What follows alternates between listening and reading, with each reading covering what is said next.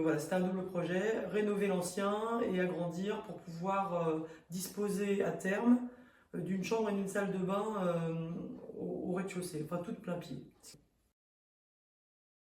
Mais on savait qu'il était architecte, donc par curiosité forcément, je suis allé voir sur le site internet d'Hexagone pour voir ce qu'il avait déjà conçu. Voilà, on a rapidement vu qu'il faisait pas mal de rénovations avec des extensions bois sur un bâti en pierre, et c'est ce qui nous a plu dans ce qu'il était susceptible de nous proposer.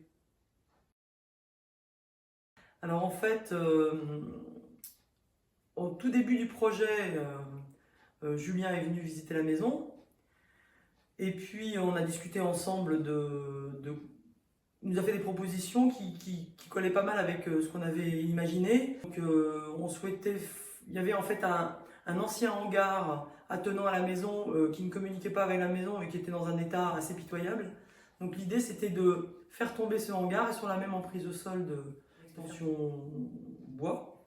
Donc c'est ce qu'il nous a proposé, c'est ce qu'on a fait finalement. Et puis de l'autre côté, on avait tout un local qui faisait à peu près 35 mètres carrés de surface au sol, qui n'était pas du tout exploité, qui ne communiquait pas avec la maison. Et donc l'idée c'était de valoriser cet endroit pour pouvoir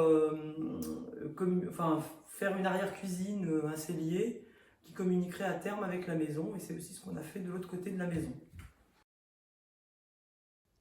Donc ce qui était fort appréciable, c'est d'avoir quelqu'un en permanence, dès lors que les travaux ont démarré, qui a vraiment fait le suivi de chantier de façon très régulière, puisque le conducteur de travaux, Luc, venait tous les lundis matins de 11 h à 12 h, sans faute, et il communiquait avec nous très régulièrement, parce que comme c'est notre résidence secondaire, on n'était pas sur place tout le temps.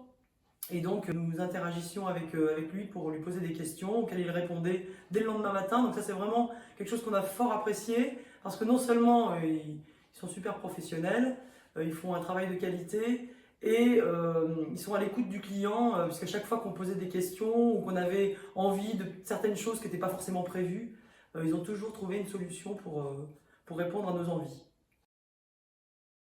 Alors, ce qui était également appréciable, c'est que je vous ai dit que notre conducteur de travaux était très à l'écoute du client, mais il était aussi très à l'écoute des artisans qui ont travaillé dans la maison.